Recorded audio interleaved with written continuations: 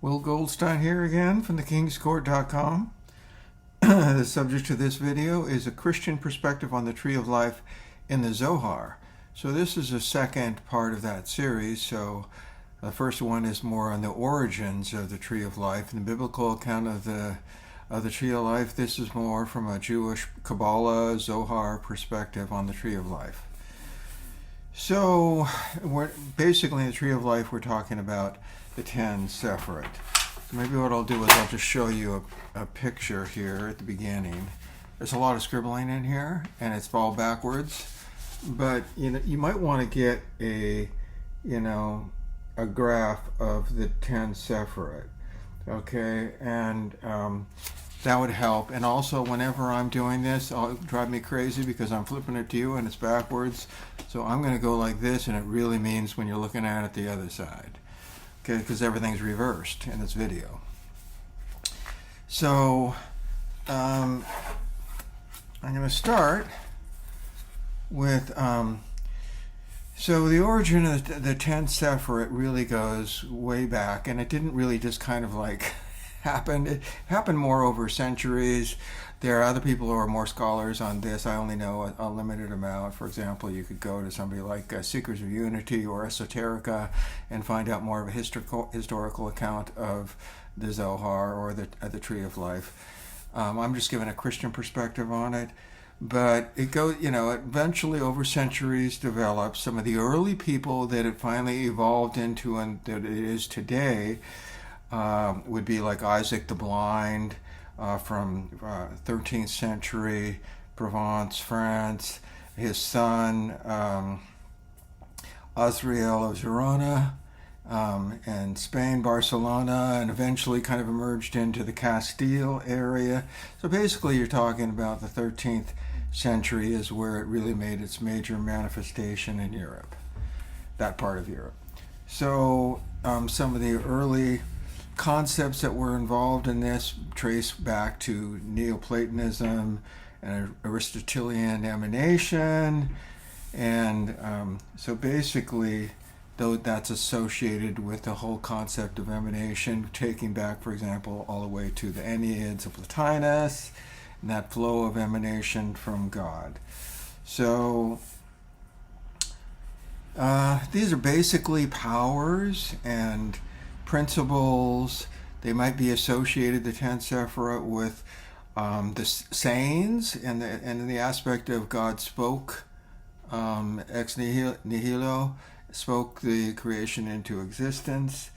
So, but maybe they weren't even originally thought of as being divine emanations, but over time they came to develop that attribute where people consider them to be divine emanations. In fact, if you look at it, some people would suggest that the Sephirot existed first in the mind of God in potentiality before the universe even existed. So if you look at it from that point of view, then before there was even creation at all, they existed when God was all by himself. Okay, in eternity past. So there's a lot of different perspectives that you could look at the Ten Sefirot.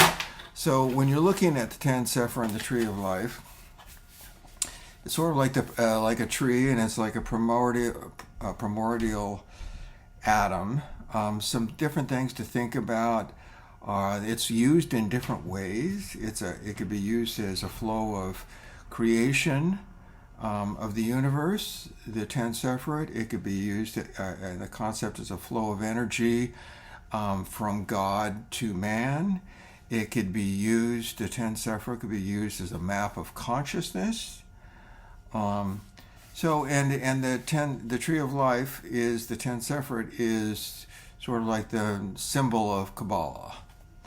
So we're starting at the top here of the Ten Sefirot, and the first thing to understand about the Ten Sefirot is Ein Sof.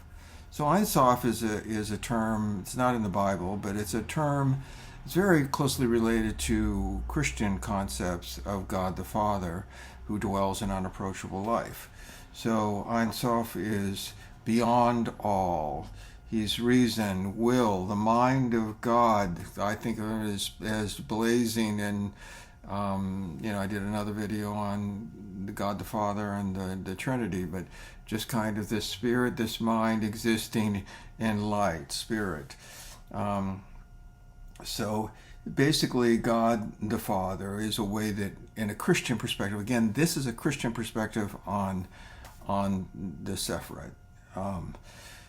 So then we get down to, so first, before anything, and co-eternal with that which is interesting because this is very, very similar to the Trinity, which I find fascinating, and that the first co-eternal part of of existence is Keter. And Keter could be looked at from a Christian perspective as the pre-incarnate Christ, or the Logos, the Word.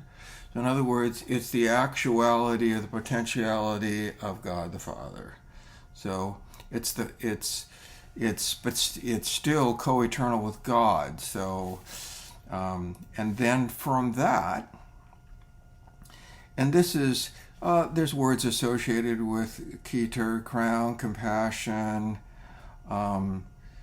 indescribable, above all, activates all. So he's creator. We could look at it as Christ, the creator, the divine will.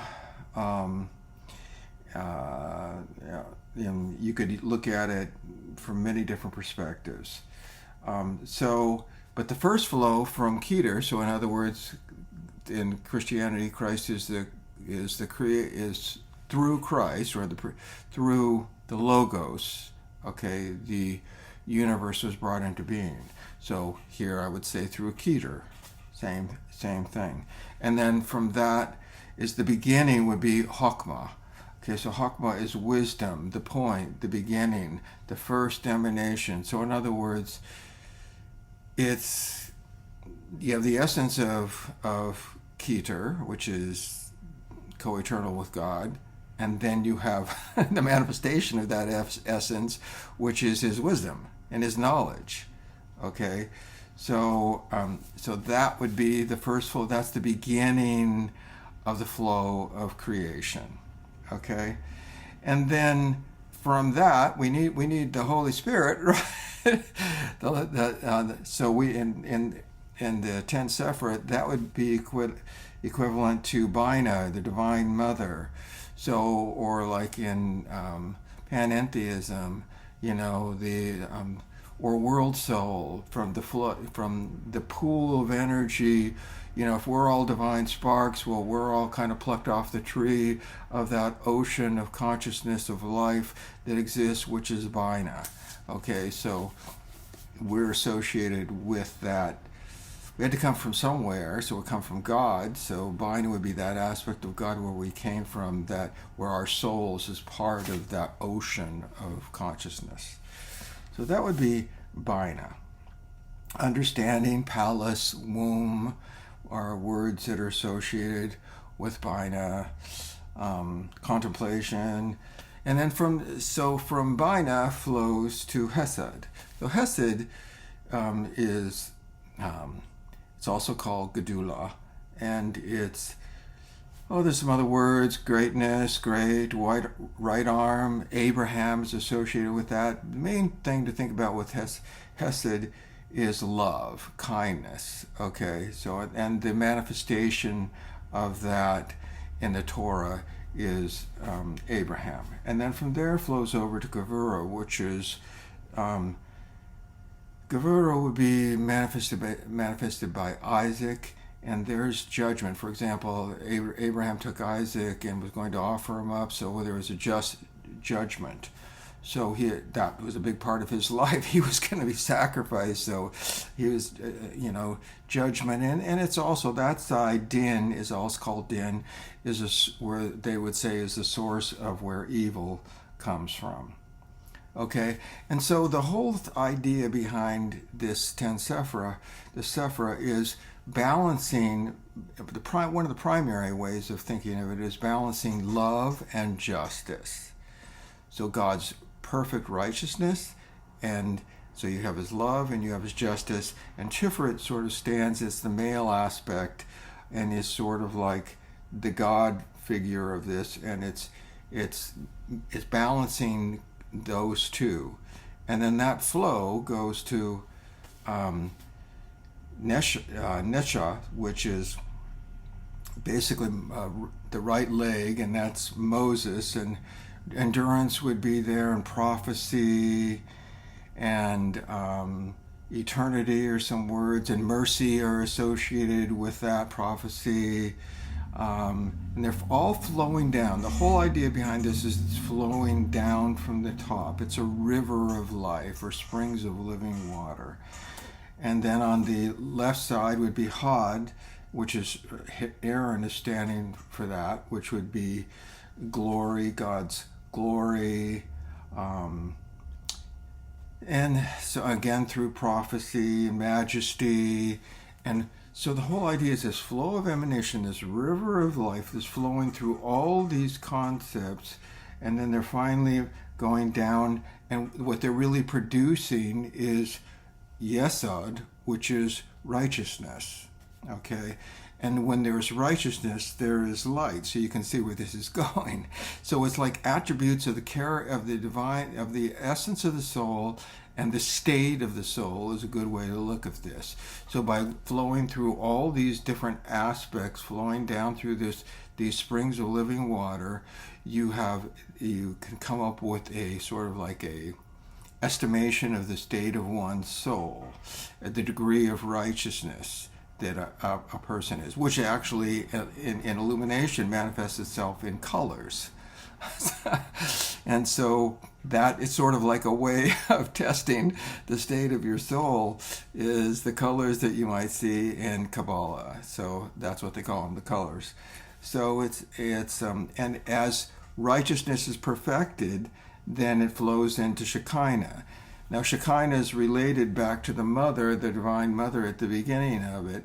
So it's reflecting the state back to there of the state, and there's a marriage between Shekinah and Tiferet. I know it's all very elaborate, but you have the male aspect and the female of Tiferet, and the male aspect, and they're trying to unite. The whole concept is trying to unite.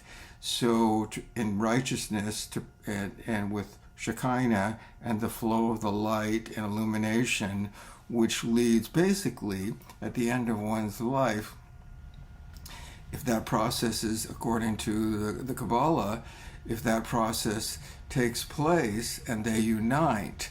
So in other words, sin is what keeps them from uniting.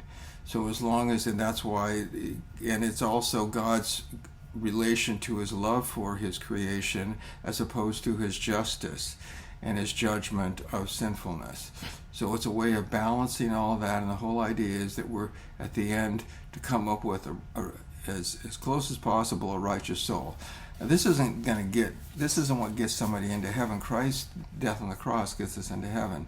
But this is a way to perceive spiritual development, the ladder of spiritual ascent, to improve the state of your soul in this world.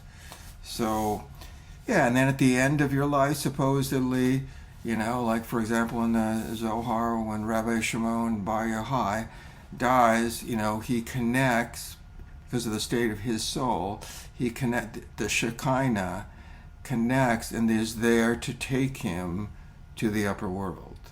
So it's a way of, and I actually believe that, like I said in my last video, that Moses de Leon was believed in Jesus as the Messiah, and there's some texts in the Kabbalah, in the Zohar, that would strongly lead to that conclusion.